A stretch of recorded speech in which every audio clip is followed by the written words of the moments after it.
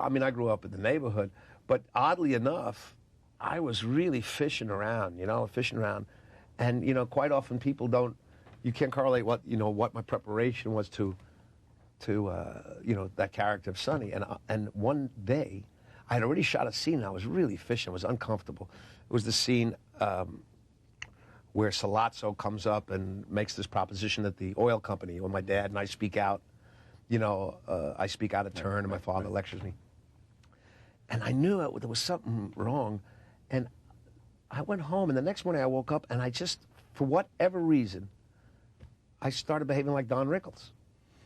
Now, and I know that sounds weird, but all of a sudden it was like I came in and I just busted everybody's stones from the producer. Why, why don't you get that clean? You wore that 7 days in a row. What, here's some money, and I just started being Don Rickles, and that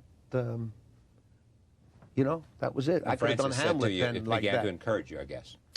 Excuse me? Francis would encourage you, saying that works, that's good, that's... Well, yeah, I mean, it wasn't like I had to tell anybody what was going on inside, but it was that. And through that, there was lots of improvisation. Come on, and Francis was wonderful because, I mean, there were so many things that were improvised, and I remember this one scene where we go outside and at the wedding, and the FBI guys are taking down all the license numbers.